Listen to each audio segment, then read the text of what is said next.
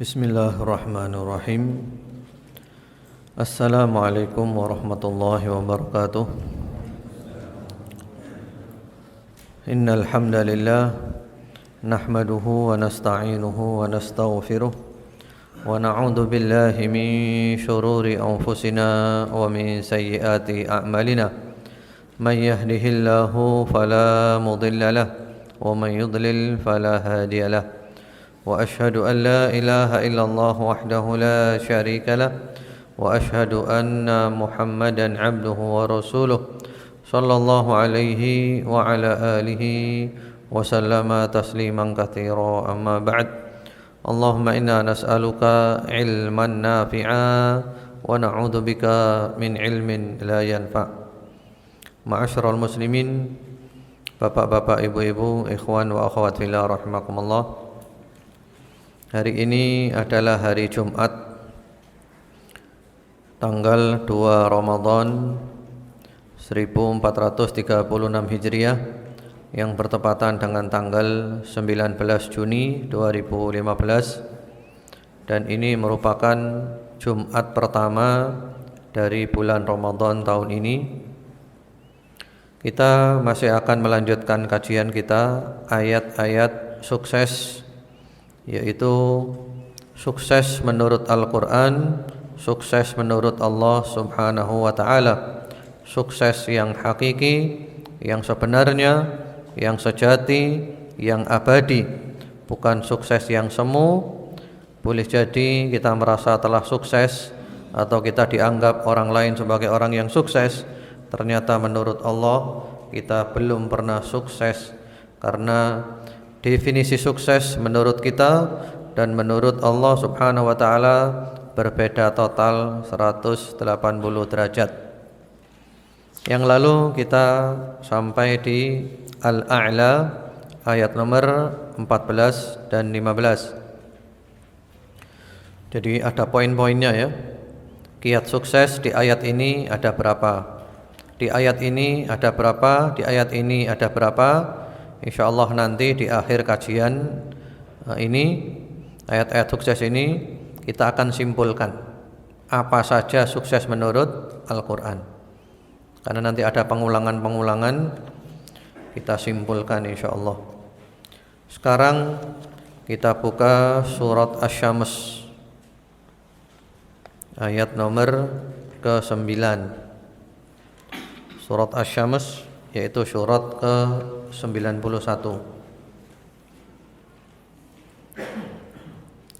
Ayatnya ayat 9, tapi dimulai dari ayat pertama. Karena ayat pertama berisi sumpah-sumpah. Allah Subhanahu wa ta'ala kalau hendak menyampaikan sesuatu yang penting, maka Allah mendahului dengan sumpah-sumpah. Itu adalah merupakan kebiasaan Allah Subhanahu wa ta'ala. Jadi kalau Allah hendak menyampaikan sesuatu yang penting, biasanya Allah mendahului dengan sumpah. Dan Allah boleh bersumpah dengan makhluknya. Makhluk yang oleh Allah dijadikan sebagai bahan sumpah berarti itu makhluk yang besar. Ada sesuatu di sana, kita perlu mengkajinya. Adapun kalau kita dilarang bersumpah kecuali dengan nama Allah saja. Sebagaimana sabda Rasulullah Muhammad sallallahu alaihi wasallam, "Man halafa bi ghairillah faqad asyrak." Barang siapa bersumpah dengan selain Allah, sungguh dia telah menyekutukan Allah. Jadi kita kalau sumpah, wallahi, billahi, tallahi, demi Allah. Atau juga boleh wa rabbil Ka'bah, demi Tuhannya Ka'bah, ya sama, demi Allah. Walladzi nafsi biyadih, demi zat yang jiwaku ada di tangannya, ya sama saja, demi Allah. Ya kan? Lah di sini antum lihat, sebelum Allah menyampaikan pesannya, Allah bersumpah dengan amat sangat banyak. Ini sumpah Allah terbanyak sebelum Allah menyampaikan pesan tersebut. Tidak ada sumpah seperti ini. Sumpah di sini kalau diperinci ada 11. Kalau secara global ada 7. Bayangkan, sebelum Allah menyampaikan pesan, Allah sumpah dulu dengan 11 sumpah. Ini berarti pesannya adalah pesan yang sangat penting sekali ini. Mari kita lihat apa pesannya. Kita mulai dari ayat 1. A'udzu billahi minasyaitonir rajim. Bismillahirrahmanirrahim. Wasyamsi wa duhaha. Demi matahari dan cahayanya di pagi hari. Ini ada 2. Wal qamari idza talaha, dan bulan apabila mengiringinya.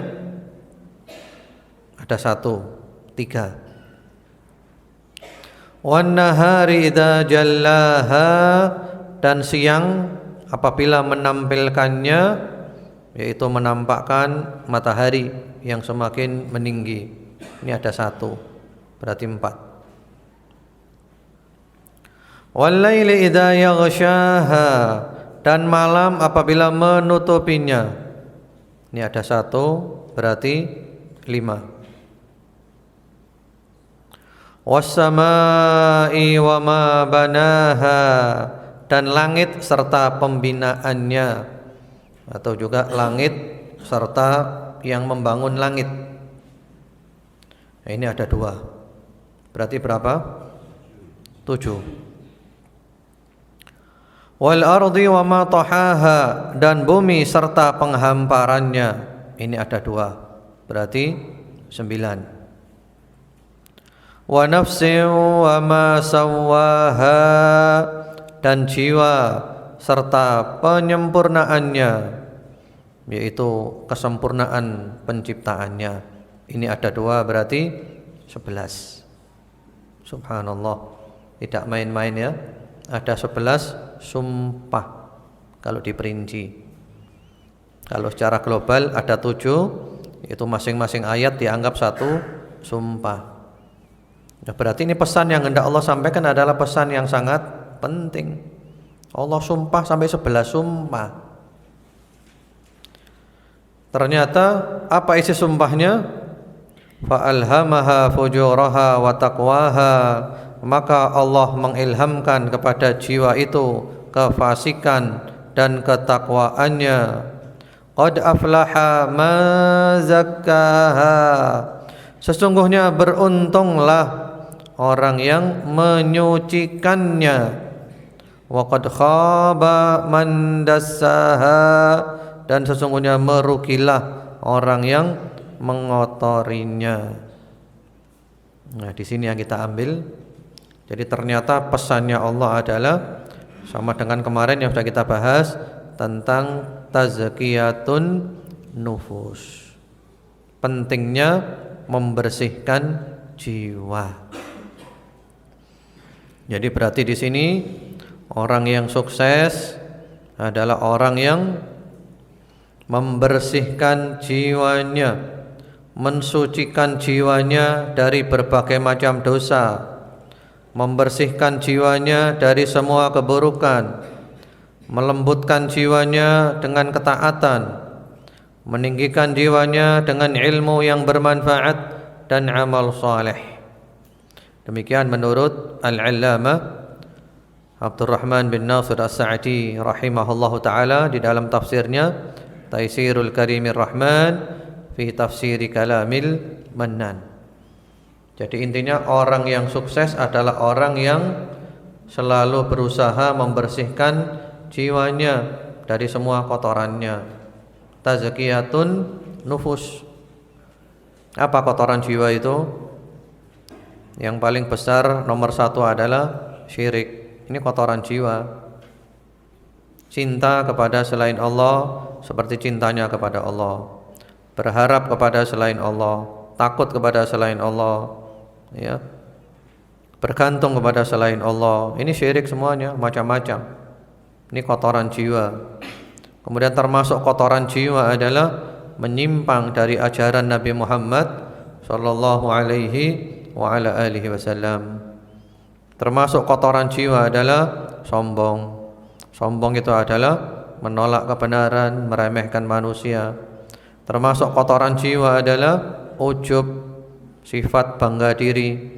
Termasuk kotoran jiwa adalah hasad, iri dengki, dan macam-macam. Jadi kalau kita ingin sukses, jiwa ini harus bersih. Karena itu ikhwan wa akhwat fillah rahimakumullah, perlu kita sadari dan jangan pernah lupa. Kita ibadah, kita sholat, kita puasa, kita ngaji, tujuannya ini apa? Ini bukan ritual-ritual menjadi kesibukan saja, lari dari tanggung jawab, bukan. Ibadah ini tujuannya adalah membersihkan hati, membersihkan perbuatan kita, menjadikan kita tambah baik. Karena itu kalau kita rajin ibadah, sementara hati kita masih kotor, perbuatan kita masih buruk, berarti kita gagal total. Gagal total. Kenapa? Tidak ada hasilnya. Ibadah kita tidak ada hasilnya. Ini penting. Mumpung sekarang Ramadan, kita sibuk ibadah ini itu, hasilnya apa? Jangan dilihat ibadahnya. Apa pengaruh dari ibadah itu? Hasilnya apa? Jadi orang baik enggak kita? Apakah kita tetap jadi orang jahat? Berarti kita gagal total. Kita jangan pernah lupa seorang perempuan yang disebutkan di dalam hadis sahih, ditanyakan kepada Rasulullah Muhammad sallallahu alaihi wasallam, "Ya Rasulullah, fulanah shaimah qaimah wa hiya tu'dhi jaraha." Wahai Rasulullah, perempuan si fulana itu dia rajin puasa, bukan hanya Ramadan tapi juga puasa sunnah. Dia juga rajin bangun malam, bukan hanya Ramadan sholat tarawih, tapi tiap malam dia rajin tahajud. Luar biasa kan? Hebat apa enggak perempuan itu? Ya. Tapi suka mengganggu tetangganya ya Rasulullah. Suka mengganggu tetangganya. Apa hasilnya? Qala hiya finnar. Kalau gitu dia dibakar di neraka. Hasil sholatnya, hasil puasanya, dia dibakar di neraka. Suka ganggu tetangganya, berarti dia gagal total. Inilah namanya gagal total. Karena itu juga ada orang yang tidak ahli ibadah, biasa-biasa saja, tapi Rasulullah Muhammad sallallahu alaihi wasallam menyebut dia sebagai ahlul jannah 3 hari berturut-turut. Hadis sahih. Pada suatu hari Rasulullah sallallahu alaihi wasallam sedang kumpul dengan para sahabat. Beliau mengatakan, "Yattali'u 'alaikumul an rajulun min ahlil jannah." Akan muncul kepada kalian sekarang ini salah seorang penduduk surga.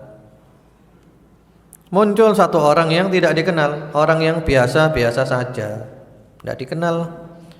Sambil baru wudhu, air bekas wudhu masih menetes dari jenggotnya, dan tangan kirinya memegang sandalnya. Wah, siapa orang ini? Nggak dikenal. Hari kedua Rasulullah sallallahu alaihi wasallam mengatakan begitu, yang muncul orang itu lagi. Hari ketiga Rasulullah mengatakan seperti itu, yang muncul orang itu lagi. Allahu Akbar. 3 hari berturut-turut Rasulullah Muhammad sallallahu alaihi wasallam menyatakan dia adalah ahlul jannah.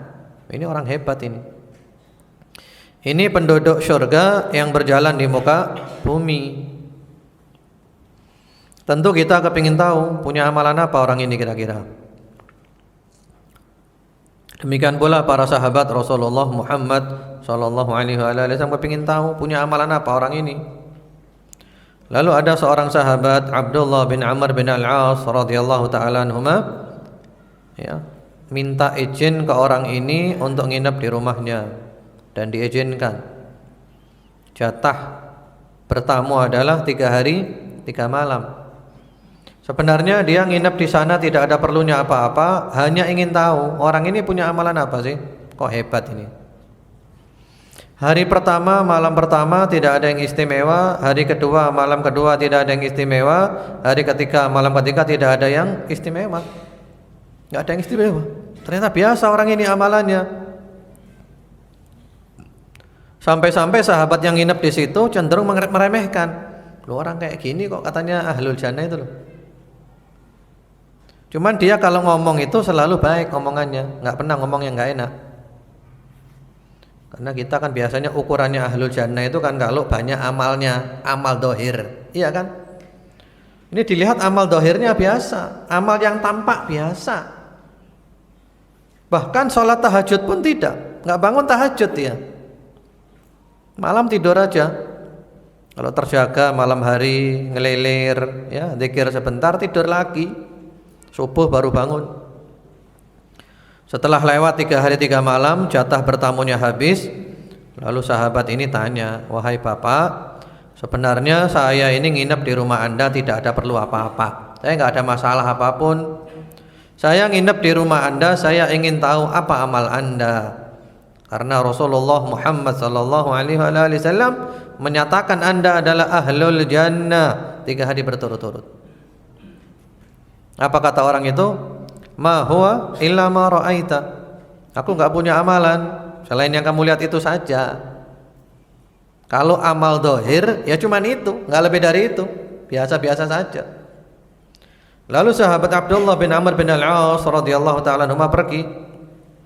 Lalu dipanggil oleh orang itu.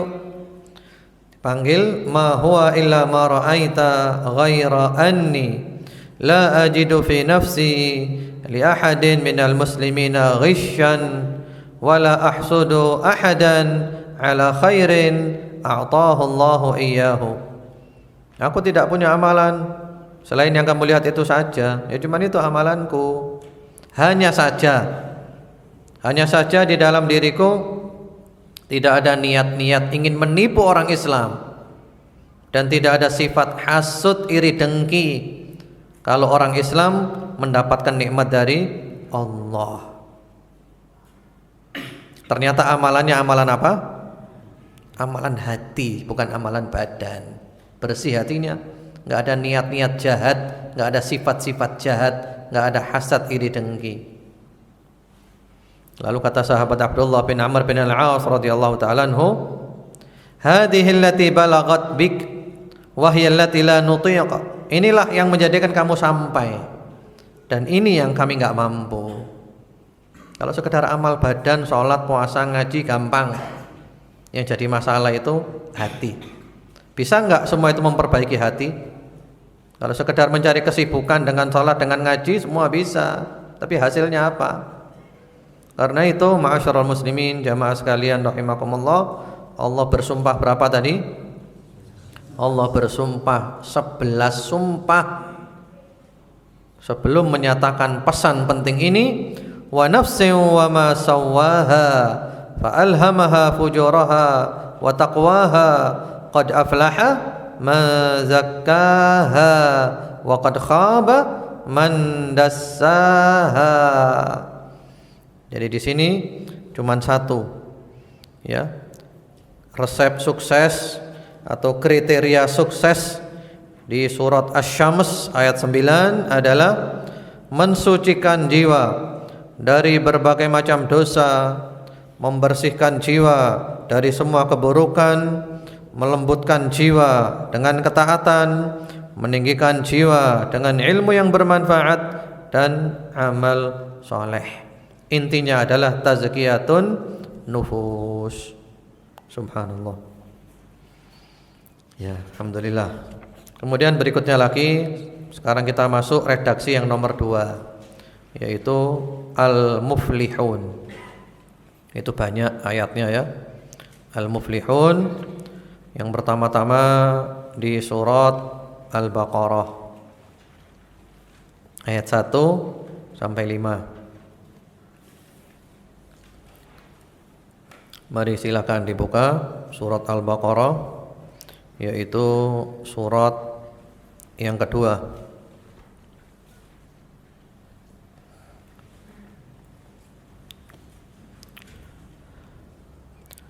Allah Subhanahu wa taala berfirman, Alif Lam Mim. Nah, ini artinya apa? Artinya Allahu a'lam bi muradih. Hanya Allah yang tahu apa maksudnya. Kita tidak ada yang tahu. Ya, karena tidak ada riwayat dari Nabi yang jelas menjelaskan tentang potongan-potongan huruf-huruf di awal-awal surat seperti ini. Allah yang lebih tahu apa maksudnya, wallahu a'lam. Yang jelas dan yang pasti ini adalah huruf-huruf hijaiyah, yaitu huruf-huruf Arab. Yang berarti Al-Qur'an itu adalah berbahasa Arab. Dan ini merupakan mukjizat Al-Qur'an. Pakar-pakar sastra Arab tidak ada yang bisa meniru Al-Qur'an. Satu surat pun, satu ayat pun mereka tidak bisa. Ini adalah mukjizat Al-Qur'an. Kemudian berikutnya lagi, Dzalikal kitabu la raiba fihi hudal lil muttaqin. Kitab Al-Qur'an ini tidak ada keraguan padanya, petunjuk bagi mereka yang bertakwa. Ya. Kitab Al-Qur'an ini tidak ada keraguan padanya, petunjuk bagi mereka yang bertakwa. Nah, berarti di sini adalah resep sukses yang nomor 1 di surat Al-Baqarah 1 sampai 5 ini adalah bertakwa. Bertakwa. Apa sih takwa itu?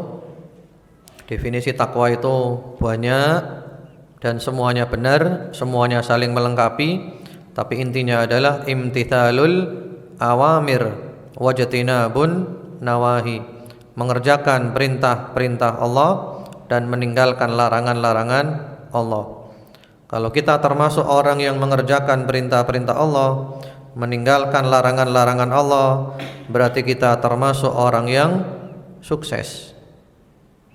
Kalau kita masih belum, berarti belum sukses.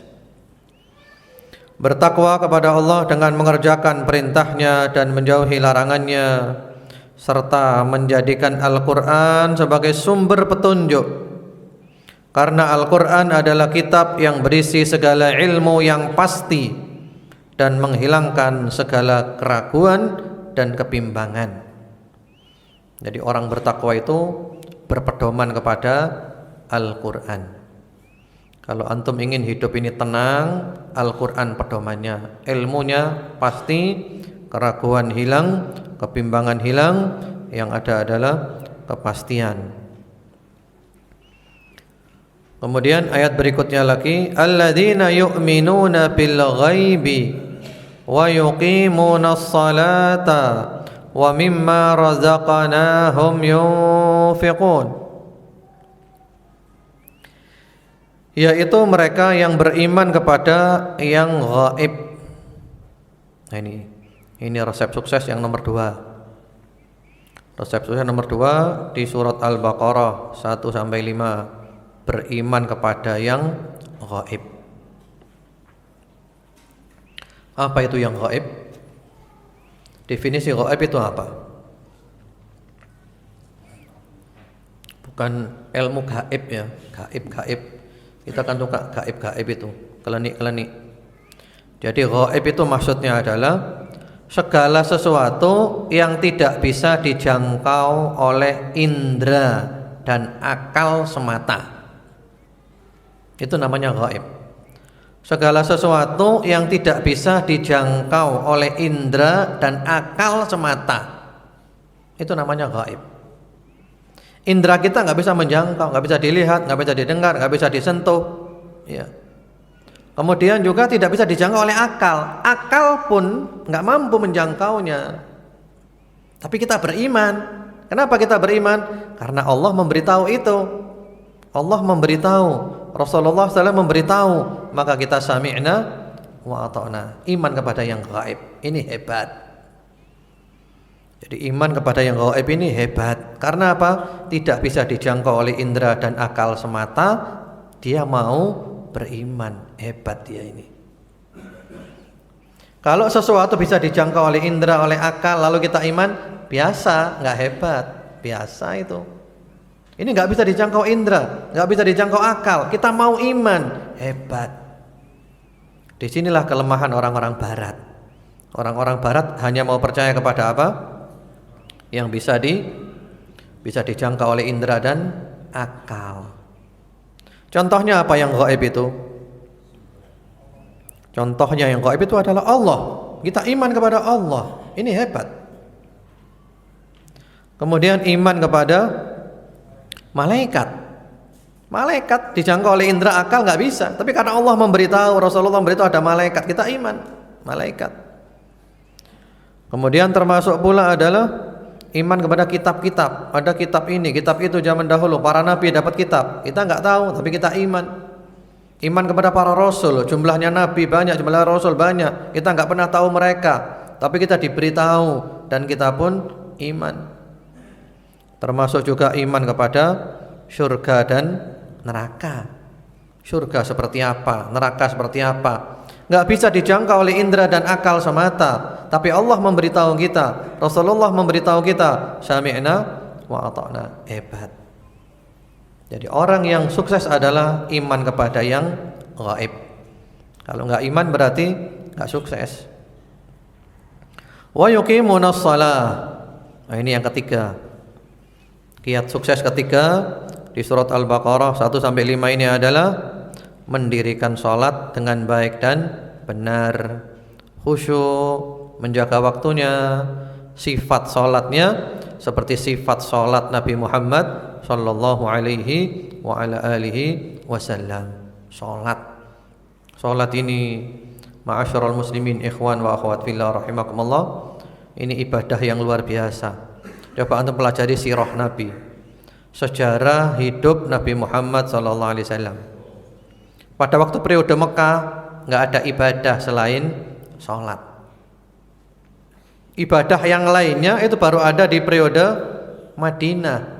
Zakat, puasa Ramadan, haji, jihad, semuanya di Madinah. Di Mekah nggak ada. Sholat sudah ada. Sebelum peristiwa Isra wal Mi'raj, itu sholatnya itu sehari 2 kali. Sholat pagi dan sholat sore 2 rakaat. Dan juga ada qiyamul lail, sholat malam. Setelah Isra wal Mi'raj menjadi sholat 5 waktu, subuh, zuhur, asar, maghrib dan isya. Ini menunjukkan pentingnya sholat. Kita ini perlu berinteraksi dengan Allah melalui sholat.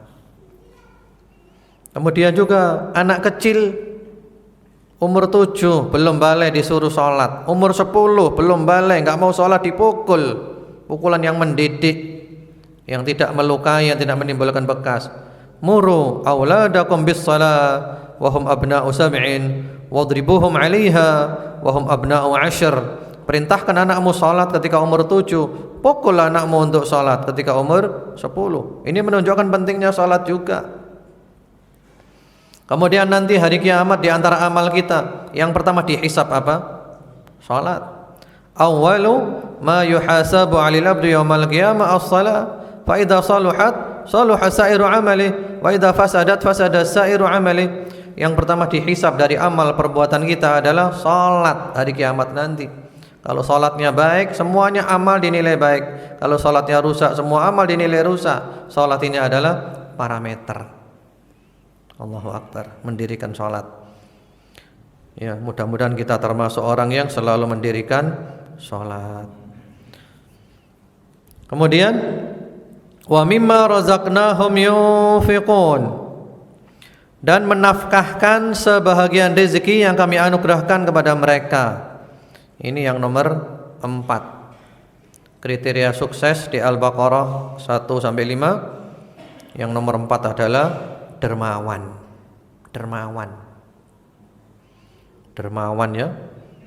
Jadi kalau dapat rezeki dari Allah, ini rezeki dari Allah, dikeluarkan yang wajib dan dikeluarkan yang sunnah. Yang wajib seperti apa? zakat ini wajib, nafkah kepada keluarga ini wajib. Ya, di antara yang sunnah adalah sedekah. Nah, dia dermawan, ini orang sukses. Jadi kalau orang masih belum dermawan, dia belum sukses. Kemudian ayat yang berikutnya lagi, walladzina yu'minuna bima unzila ilaika wa ma unzila min qablik wa bil akhirati hum yuqinun. Dan mereka yang beriman kepada kitab Al-Qur'an yang telah diturunkan kepadamu.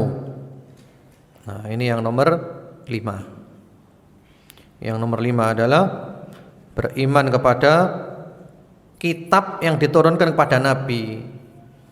Sebenarnya bukan hanya Al-Qur'an, yaitu Al-Qur'an dan As-Sunnah. Itu kan juga dari Allah semuanya. Al-Quran dan As-Sunnah itu sama-sama dari Allah, wahyu Allah, iman. Jadi orang sukses iman kepada Al-Quran dan As-Sunnah, mengimaninya, mempercayainya, mempelajarinya dan mengamalkannya. Al-Quran dan As-Sunnah, wahyu Allah yang diturunkan kepada Rasulullah Muhammad sallallahu alaihi wasallam, yang mana beliau bersabda, ya, taraktu fikum amrain lan tadillu ma in tamassaktum bihima kitaballah wa sunnati. Aku tinggalkan untuk kamu dua perkara, dua pusaka. Kamu tidak akan tersesat selama kamu berpegang kepada dua pusaka itu, kitab Allah, Al-Quran dan sunnahku, ajarannya Rasulullah Muhammad sallallahu alaihi wa ala alihi wasallam. Dan kitab-kitab yang telah diturunkan sebelummu. Nah, ini yang nomor 6. Kita iman kepada kitab-kitab yang diturunkan sebelum Rasulullah Muhammad SAW. Di antaranya adalah kitab Taurat, Injil, Zabur. Ya, kita iman bahwa ada kitab itu. Taurat kepada Nabi Musa, Injil kepada Nabi Isa, Zabur kepada Nabi Daud. Kita iman ada kitab itu. Hanya saja sekarang sudah tidak otentik lagi, sudah ditahrif, sudah diselewengkan, ya, sudah menyeleweng semuanya. Sekarang ini yang kita pakai cuma satu, Al-Quran. Al-Quran menghapus semua kitab itu, kecuali kalau isi kitab itu yang masih sesuai dengan Al-Quran, nah berarti masih benar itu. Yang tidak sesuai dengan Al-Quran berarti sudah dirubah-rubah, ditahrif, diselewengkan. Kemudian wabil akhirati hum yuqinun, serta mereka yakin akan adanya kehidupan setelah akhirat. Nah, ini yang ketujuh. Kriteria sukses nomor 7 di ayat ini Al-Baqarah 1-5 adalah beriman dengan penuh keyakinan bahwa ada kehidupan setelah kematian, bahwa ada kehidupan di akhirat nanti. Yakin hidup bukan hanya di dunia ini, hidup itu adalah nanti setelah mati. Ma'asyiral muslimin, jamaah sekalian rahimakumullah, kehidupan yang sebenarnya itu adalah setelah mati. Sekarang ini kita sedang bersenda gurau, kita sedang bersandiwara. Innamal hayatud dunya la'ibun walahu, bermain-main, bersenda gurau. Kita sekarang beramal, berbuat, tapi kita nggak tahu apa-apa. Setelah kita mati baru kita tahu. Kita tahu. Ya. Jadi kehidupan sebenarnya adalah setelah mati nanti. Amirul Mukminin Ali bin Abi Thalib radhiyallahu taala anhu mengatakan, "An-nasu niyam fa idza matu intabahu." Manusia itu tidur semuanya, kalau sudah mati baru bangun. Subhanallah. Kita dianggap tidur sekarang ini. Kenapa? Karena kita nggak tahu apa-apa. Setelah mati baru sadar kita, baru bangun setelah mati nanti. Mari kita persiapan untuk setelah mati nanti. Iman, yakin kepada hari akhirat. Dunia ini termasuk alam yang paling sebentar. Kita ini melewati 3 alam, atau kita berada di 3 alam. Yang pertama-tama alam dahulu sebelum kita masuk di perutnya ibu, di alam arwah. Berapa lama kita di alam arwah? Lama sekali. Kemudian alam yang kedua adalah di perut ibu dan di alam dunia ini sebentar. Di perut ibu berapa? 9 bulan. Di dunia paling lama 70 tahun. Sebentar. Yang ketiga adalah alam setelah mati nanti. Ini alam yang panjang, alam yang tidak ada batasnya, terus menerus tanpa batas, abadal abidin, di surga atau di neraka. Allahu Akbar. Ulaika ala hudam min rabbihim wa ulaika humul muflihun. Mereka itulah yang tetap mendapat petunjuk dari Rabb mereka, dan merekalah orang-orang yang beruntung. Jadi di sini ada berapa tadi? Ya, Al-Baqarah 1 sampai 5 ada 7 kriteria sukses. Yang pertama-tama apa? Bertakwa kepada Allah Subhanahu wa taala, dan tadi telah diterangkan.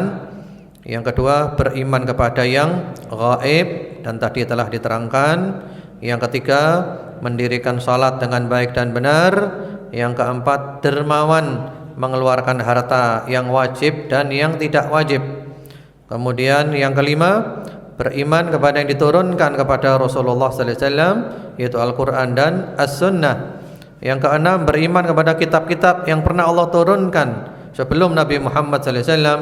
Di antaranya adalah Taurat, Injil, Zabur, tapi semuanya sudah diselewengkan.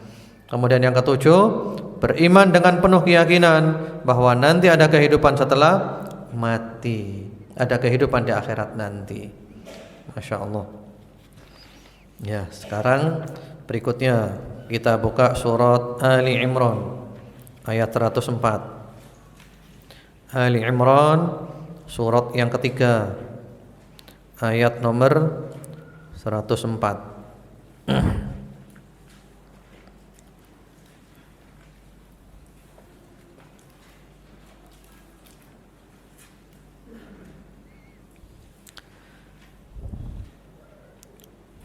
Ya, di situ firman Allah Subhanahu wa taala,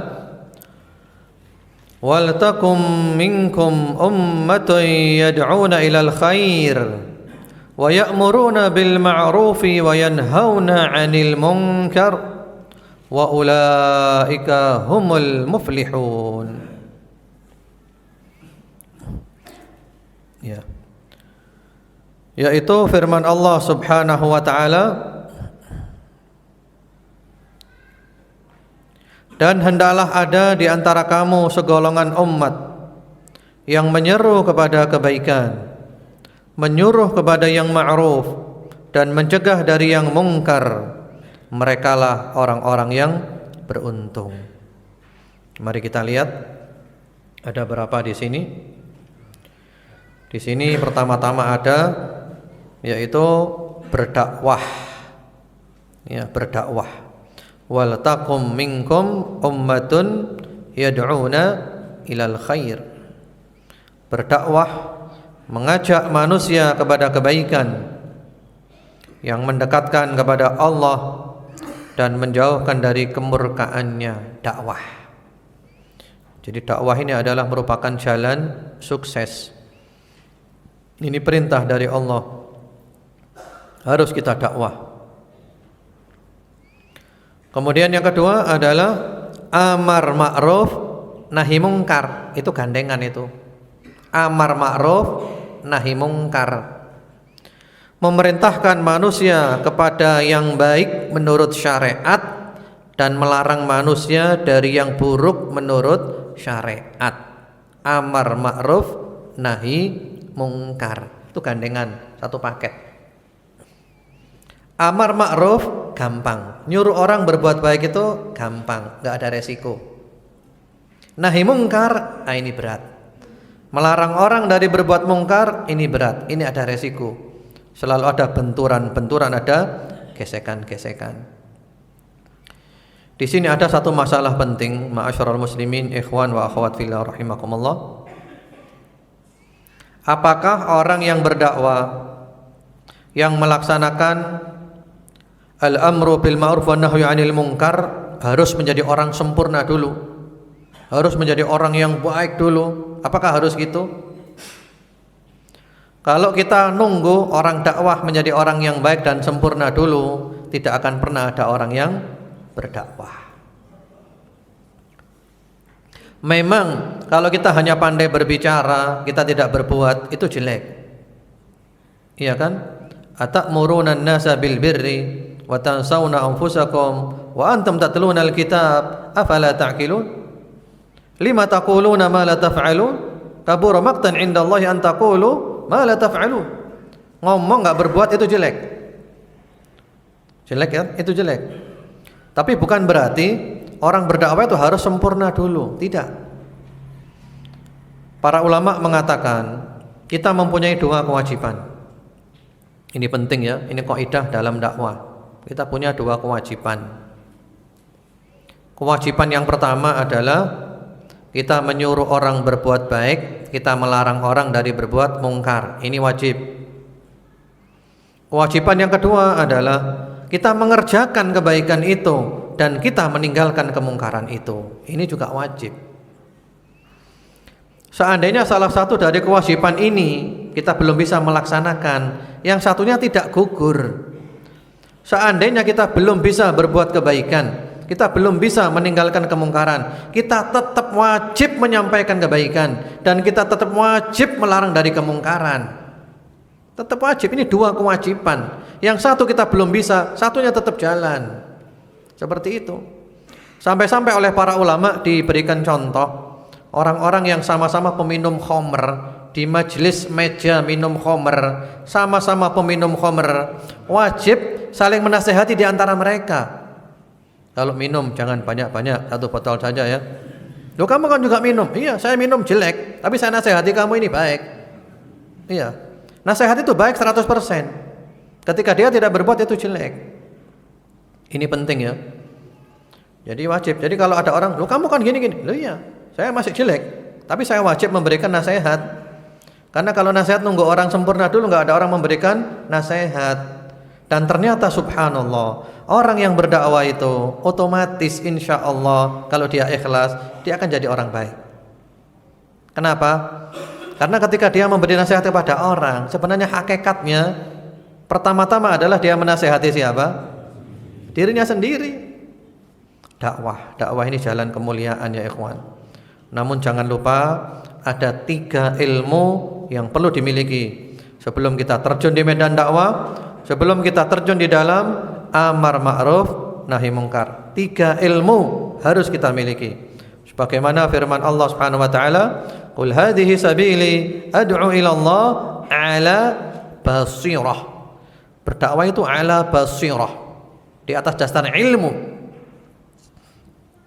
Syekhuna Fadilatul Syekh Muhammad bin Shalih Utsaimin rahimahullahu taala mengatakan, ala basirah, di atas dasar ilmu itu ada 3 jenis ilmu.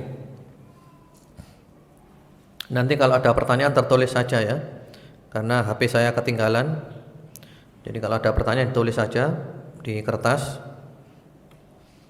Ala basirah, di atas dasar ilmu, menurut Syekhuna Syekh Muhammad bin Shalih Utsaimin rahimahullah taala ada 3. Yang pertama-tama, ini kalau antum mau terjun di dalam medan dakwah, yang pertama-tama adalah ala basiratin bima yad'u ilai, mempunyai ilmu atas apa yang dia dakwahkan. Jadi sebelum dakwah punya ilmu dulu, paham, ngerti dulu, sehingga tidak salah. Jangan sampai menghalalkan yang haram, mengharamkan yang halal. Yang halal dibilang haram, haram dibilang halal, boleh dibilang nggak boleh dibilang boleh. Ini kan nggak ada ilmu. Harus punya ilmu dulu. Yang kedua, ala basiratin bihalil mad'u, mempunyai ilmu tentang keadaan mad'u. Mad'u itu audiens yang kita dakwahi, supaya dakwahnya nyambung. Rasulullah Muhammad sallallahu alaihi wasallam kalau mengirim sahabat berdakwah, Rasulullah memberitahu nanti kamu akan menghadapi orang jenis ini jenis itu. Bagaimana beliau mengatakan kepada sahabat Mu'ad, innaka ta'ti qauman ahla kitab, kamu akan mendatangi kaum ahli kitab. Jadi supaya tahu audiennya. Penting ya. Yang kita hadapi ini siapa? Mahasiswa S1, S2, S3, sarjana, anak jalanan, orang tua, orang perempuan atau siapa, kita harus tahu audien kita, mad'u kita. Yang ketiga, ala basiratin bi kaifiyatid da'wah. Mempunyai ilmu tentang cara dakwah. Ini cara ini penting. Kapan lembut, kapan keras. Al-lin wa syiddah itu ada tempatnya masing-masing. Ada tempat kita keras, ada tempat kita lembut. Pada tempat keras jangan lembut, pada tempat lembut jangan keras. Masing-masing pada tempatnya bagus. Karena kalau terbalik nanti bahaya, dakwahnya enggak nyambung. Syekhuna Fadilatul Syekh Muhammad bin Shalih Al-Utsaimin rahimahullah taala memberikan contoh. Di Arab Saudi itu ada namanya Hayatul Amri bil Ma'ruf wan Nahyi 'anil Munkar, sebuah hay'ah organisasi resmi atas nama negara yang tugas mereka adalah amar ma'ruf nahi munkar. Resmi itu, nasional. Di antara tugas mereka adalah kalau pas waktu azan mereka mengirim armadanya untuk ke pasar-pasar, ya, ngajak orang untuk sholat. Ayo sholat gitu. Waktu itu para pemuda melihat ada satu orang nggak ke masjid, sudah azan, dibentak-bentak oleh pemuda-pemuda ini. Ya Allah, sholat, ayo sholat. Kan biasa gitu ya, pemuda-pemuda semangat, emosi. Ternyata orang tua itu bukan mau, dia malah marah. Dia ambil tongkatnya, dia katakan kalau kau tidak pergi, aku pukul kau dengan tongkat ini. Wah, gimana disuruh sholat marah-marah ini? Lalu pemuda-pemuda tadi lapor kepada syekh yang lebih tua. Syekh, di sana ada orang diajak sholat nggak mau syekh, kami malah mau dipukul dengan tongkat. Lalu syekhnya ini paham, boleh jadi ini cara dakwahnya salah. Lalu datang ke sana, syekhnya turun dari mobil, ngomong dengan orang itu baik-baik, dengan sopan, dengan akhlak, diajak sholat orang itu, ternyata mau dia. Diajak sholat mau. Bahkan orang itu mengatakan, tadi ada pemuda-pemuda kurang ajar, nggak sopan, nggak akhlak, mau saya pukul dengan tongkat ini. Subhanallah. Dakwahnya sama apa tidak? Dakwahnya sama-sama ngajak orang sholat, cuman caranya beda, hasilnya pun juga beda. Subhanallah. Jadi di dalam ini Ali Imran 104 ada berapa tadi? Ada 2, berdakwah. Berdakwah ini penting ya ikhwan. Kalau enggak ada orang dakwah, manusia ini seperti kayak binatang. Kalau enggak ada orang dakwah, manusia kayak binatang. Jadi harus ada orang dakwah. Yang mana orang kalau terjun di medan dakwah, kalau antum terjun di medan dakwah, antum harus siap dengan semua resikonya. Jalan dakwah ini bukan jalan yang mulus, yang penuh dengan bunga warna-warni samping kanan dan kiri. Tapi jalan dakwah ini adalah jalan yang berliku-liku, penuh dengan onak dan duri, penuh dengan gangguan. Kalau orang dakwah maunya enak-enak saja, berarti dia tidak paham tabiat dakwah ini, diganggu. Ya. Ada ya itulah macam-macam gangguan-gangguan, menikam dari belakang, menjegal, kemudian juga menggunting dalam lipatan, memancing di air keruh dan macam-macam. Inilah jalan dakwah. Rasulullah Muhammad SAW bersabda, "Ballighu anni walau ayah." Sampaikan dari aku walaupun satu ayat. Kemudian yang tidak kalah pentingnya adalah amar ma'ruf nahi mungkar. Antum kalau terjun di sini antum bakal dibenci orang, dimusuhi orang, dituduh orang macam-macam, sok alim, sok pinter, sok gini, sok gitu. Ya biasa aja, jalan terus saja. Yang kita cari adalah ridhonya Allah Subhanahu wa taala. Manusia suka enggak suka, yaitulah manusia. Al-Imam Syafi'i rahimahullah taala mengatakan, ridhon nas ghayatun la tudrak. Keridhaan manusia adalah puncak yang tidak bisa dicapai. Ya. Kayaknya kita masih di sini dulu. Jadi kita berhenti di Ali Imran 104. Kalau ada pertanyaan silahkan boleh ditulis saja karena HP saya ketinggalan. Ya. Ali Imran 104. Kita berhenti di situ. Dan hari ini hari Jumat, insyaallah nanti kita doanya agak panjang Mau antum? Ya, mudah-mudahan ini adalah waktu yang mustajab. Hari Jumat menurut para ulama itu ada saat yang mustajab. Al-Hafidz Ibnu Hajar rahimahullahu taala di dalam kitabnya Fathul Bari ketika menjelaskan waktu yang mustajab pada hari Jumat itu beliau menyebutkan ada 40 pendapat. Jadi beda pendapat sampai 40. Kapan waktu mustajab hari Jumat ini? Namun setelah disaring dari semua pendapat itu ada dua yang paling kuat.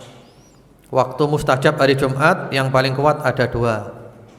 Yang pertama-tama semenjak khotib naik mimbar sampai selesai Jumatan itu mustajab. Jadi doanya khotib di mimbar itu mustajab itu. Yang kedua adalah dari asar sampai maghrib. Ini juga waktu yang mustajab. Ya, hari Jumat, bulan Ramadan lagi, menjelang buka puasa di dalam masjid setelah kita mengadakan majelis ta'lim. Insyaallah mudah-mudahan mustajab semuanya. Doa kita dikabulkan oleh Allah Subhanahu wa taala. Allahumma amin.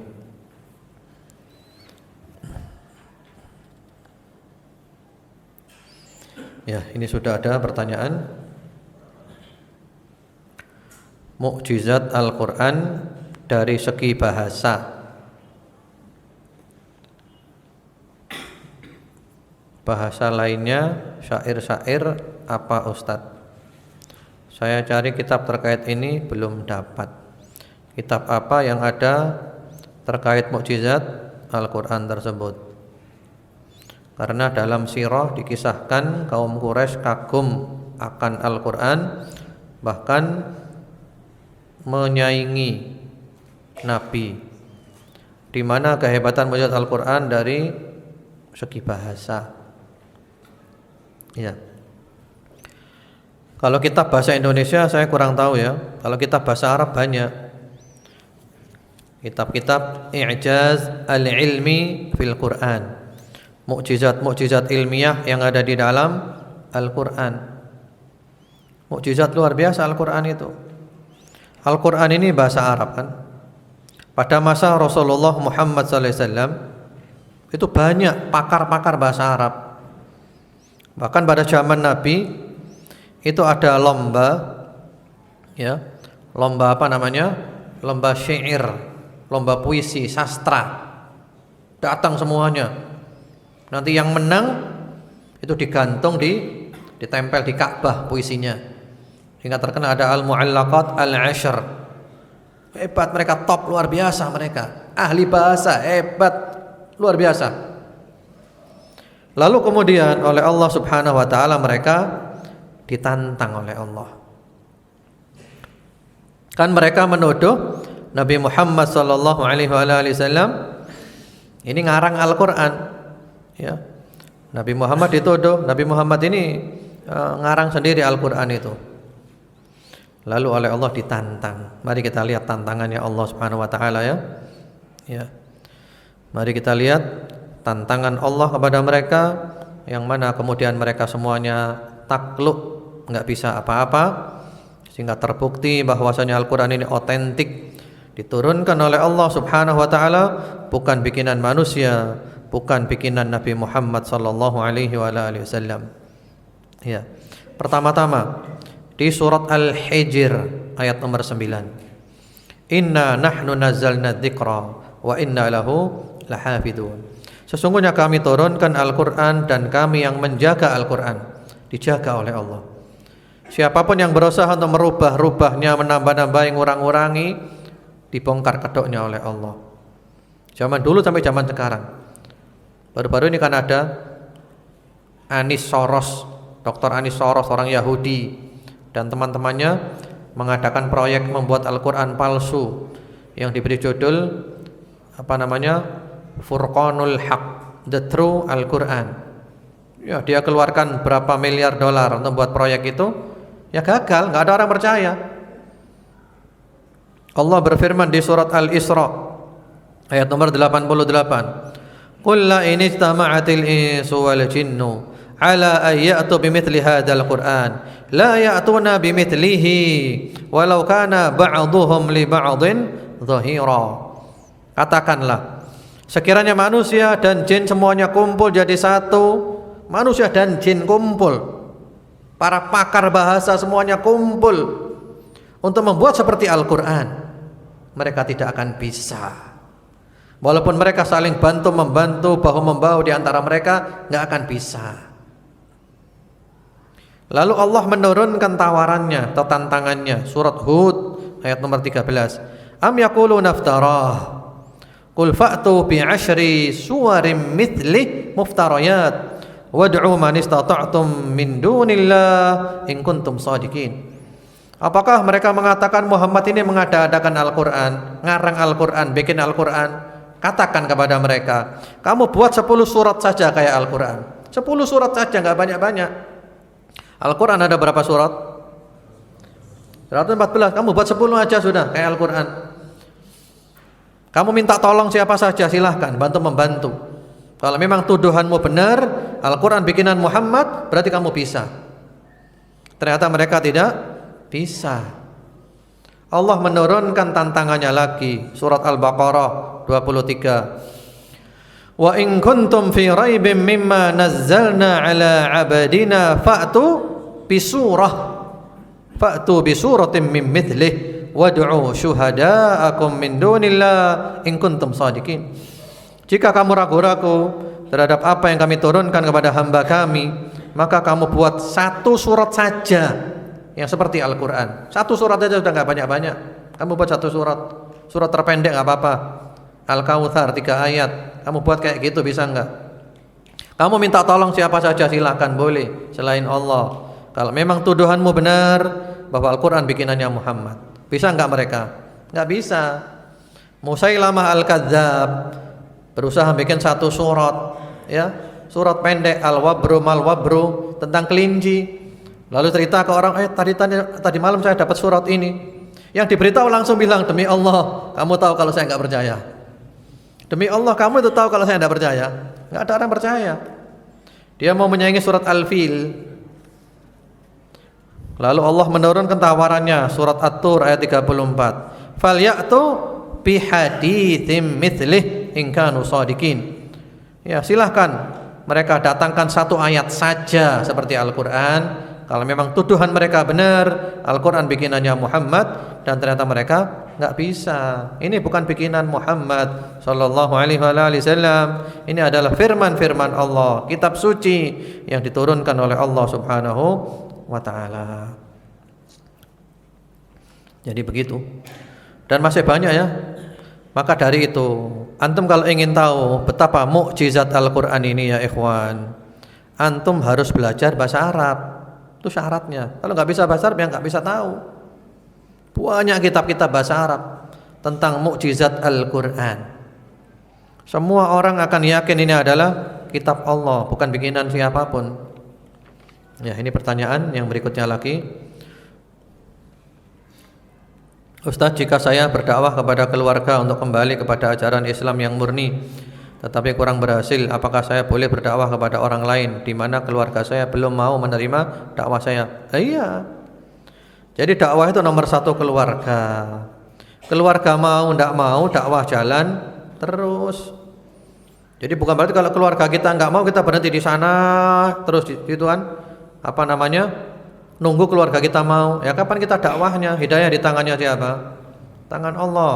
Nabi Nuh, istrinya, anaknya kafir, istrinya kafir, anaknya kafir, tapi dakwah jalan terus. Nabi Lut, istrinya kafir.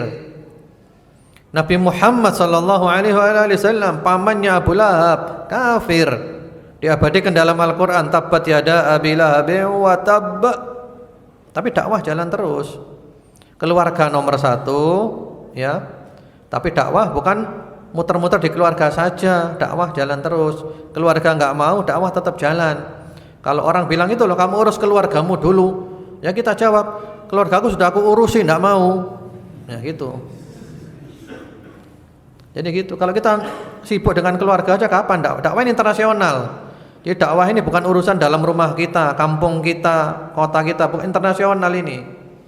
dunia. Demikian. Ya, tanpa terasa sudah jam 5 itu dulu. Insyaallah besok mudah-mudahan saya tidak lupa bawa HP supaya bisa pertanyaannya seperti biasa lewat nomor.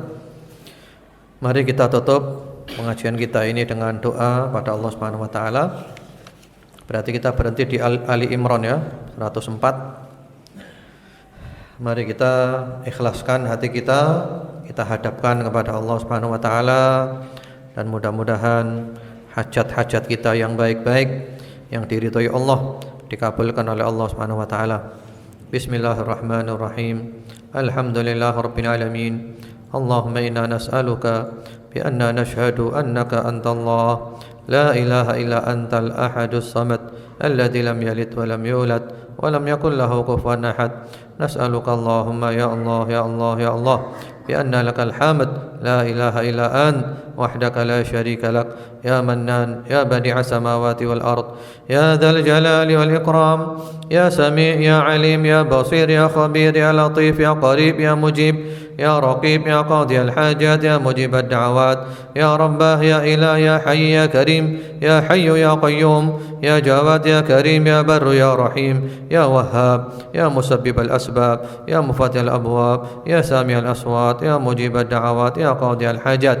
اللهم إنا نسألك بأسمائك الحسنى كلها ما علمنا منها ما لم نعلم ونسألك بصفاتك العلى ما علمنا منها ما لم نعلم نسألك أن تصلي على محمد وعلى آل محمد وأن تغفر لنا ولوالدينا ولأولادنا ولأزواجنا ولإخواننا ولأخواتنا ولأسرتنا ولأقربائنا ولأعمامنا ولعماتنا ولإخواننا ولأخوالنا ولأجدادنا ولجداتنا ولمشائخنا في الدين ولمن أحسن إلينا ولمن أوصانا بالدعاء اللهم اغفر لأحبابنا ولمن حبنا فيك اللهم اغفر لإخواننا وأخواتنا فيك اللهم اغفر لطلابنا وطالباتنا ولمن حضر مجالسنا اللهم اغفر للمؤمنين والمؤمنات والمسلمين والمسلمات الأحياء منهم والأموات إنك سميع قريب مجيب الدعوات ويا قاضي الحاجات اللهم اغفر لنا وارحمنا اللهم تب علينا يا عفو يا غفور يا غفار يا تواب تب علينا اللهم إنك عفو تحب العفو فاعف عنا اللهم إنك عفو تحب العفو فاعف عنا اللهم إنك عفو تحب العفو فاعف عنا يا غفار الذنوب ويا ستار العيوب يا علام الغيوب يا أهل التقوى ويا أهل المغفرة يا من يغفر الذنوب جميعا يا الله اللهم مغفرتك أوسع من ذنوبنا ورحمتك أرجى عندنا من أعمالنا اللهم مغفرتك أوسع من ذنوبنا ورحمتك أرجى عندنا من أعمالنا اللهم مغفرتك أوسع من ذنوبنا ورحمتك أرجى عندنا من أعمالنا اللهم اغفر لنا الذنوب التي تنزل النقم اللهم اغفر لنا الذنوب التي تغير النعم اللهم اغفر لنا الذنوب التي تنزل البلاء اللهم اغفر لنا الذنوب التي تحبس الدعاء اللهم اغفر لنا كل ذنب أذنبناه وكل خطيئة أخطأناها ربنا ظلمنا أنفسنا وإن لم تغفر لنا وترحمنا لنكونن من الخاسرين ربنا إننا آمنا فاغفر لنا ذنوبنا وقنا عذاب النار اللهم اقسم لنا من خشيتك ما تحول به بيننا وبين معاصيك ومن طاعتك ما تبلغنا به جنتك ومن اليقين ما تهون به علينا مصائب الدنيا اللهم متعنا بأسماعنا وأبصارنا وقواتنا ما أحييتنا واجعله الوارث منا واجعل ثأرنا على من ظلمنا وانصرنا على من عادانا ولا تجعل مصيبتنا في ديننا ولا تجعل الدنيا أكبر همنا ولا مبلغ علمنا ولا تسلط علينا من لا يرحمنا اللهم إنا نسألك العفو والعافية والمعافاة الدائمة في الدين والدنيا الآخرة ربنا لا تزغ قلوبنا بعد إذ هديتنا وهب لنا من لدنك رحمة إنك أنت الوهاب ربنا هب لنا من أزواجنا وذرياتنا قرة أعين واجعلنا للمتقين إماما ربنا اغفر لنا ولوالدينا وارحمهم كما ربونا صغارا يا حي يا قيوم برحمتك نستغيث اللهم رحمتك نرجو فلا تكلنا إلى أنفسنا طرفة عين وأصلح لنا شأننا كله لا إله إلا أنت اللهم أصلح لنا ديننا الذي هو عصمة أمرنا وأصلح لنا دنيانا التي فيها معاشنا وأصلح لنا آخرتنا التي فيها معادنا واجعل الحياة زيادة لنا في كل خير واجعل الموت راحة لنا من كل شر اللهم إنا نعوذ بك من الهم والحزن ونعوذ بك من العجز والكسل ونعوذ بك من الجبن والبخل ونعوذ بك من غلابة الدين وقهر الرجال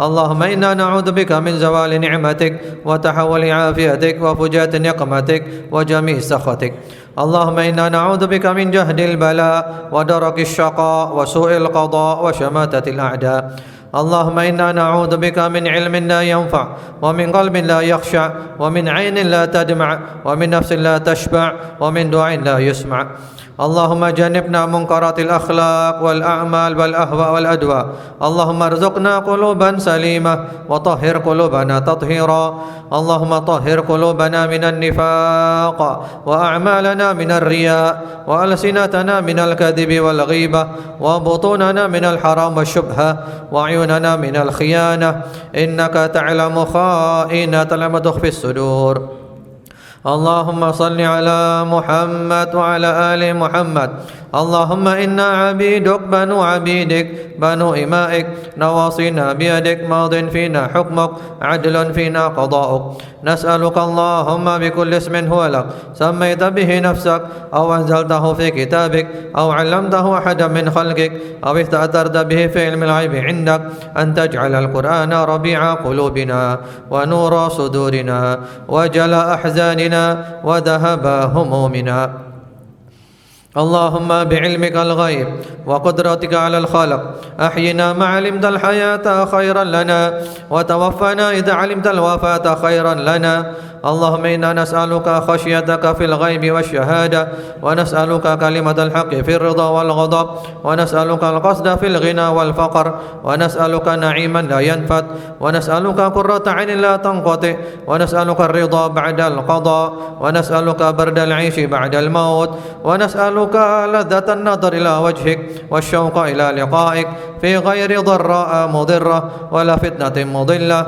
اللهم زينا بزينة الإيمان واجعلنا هداة مهتدين اللهم إنا نسألك من فجاءة الخير ونعوذ بك من فجاءة الشر اللهم إنا نسألك من كل خير خزائنه بيدك ونعوذ بك من كل شر خزائنه بيدك اللهم إنا نسألك من الخير كله عاجله وآجله ما علمنا منه وما لم نعلم ونعوذ بك من الشر كله عاجله وآجله ما علمنا منه وما لم نعلم اللهم إنا نسألك من خير ما سألك منه عبدك ونبيك محمد صلى الله عليه وعلى آله وسلم وعبادك الصالحون ونعوذ بك من شر ما استعاذ بك منه عبدك ونبيك محمد صلى الله عليه وعلى آله وسلم وعبادك الصالحون وأنت المستعان وعليك البلاغ ولا حول ولا قوة إلا بالله اللهم إنا نسألك الجنة وما قرب إليها من قول وعمل ونعوذ بك من النار وما قرب إليها من قول وعمل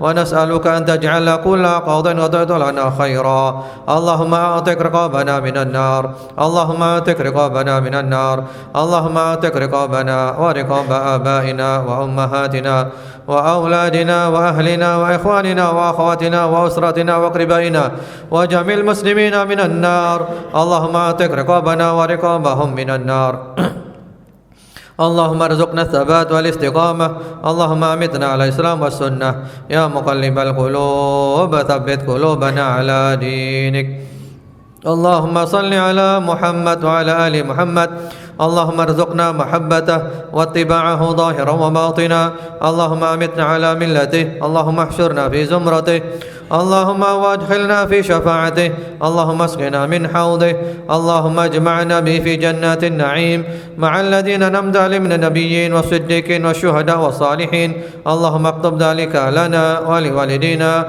ولسائر المسلمين اللهم توفنا وأنت راض عنا اللهم ارزقنا توبة نصوحا قبل الموت اللهم إنا نسألك حسن الخاتمة ونعوذ بك من سوء الخاتمة اللهم اجعل آخر كلامنا في هذه الدنيا لا إله إلا الله اللهم إنا نسألك رضاك والجنة ونعوذ بك من سخطك والنار ربنا آتنا في الدنيا حسنة وفي الآخرة حسنة وقنا عذاب النار وصلى الله وسلم على سيدنا محمد وعلى آله سبحان ربك رب العزة عما يصفون وسلام على المرسلين والحمد لله رب العالمين اللهم إنك قلت وقولك الحق ادعوني أستجب لكم اللهم هذا الدعاء ومنك الإجابة وهذا الجهد ولك التقلان ولا حول ولا قوة إلا بك ربنا تقبل منا إنك أنت السميع العليم وتب علينا إنك أنت التواب الرحيم سبحانك اللهم بحمدك أشهد أن لا إله إلا أنت أستغفرك وأتوب إليك السلام عليكم ورحمة الله وبركاته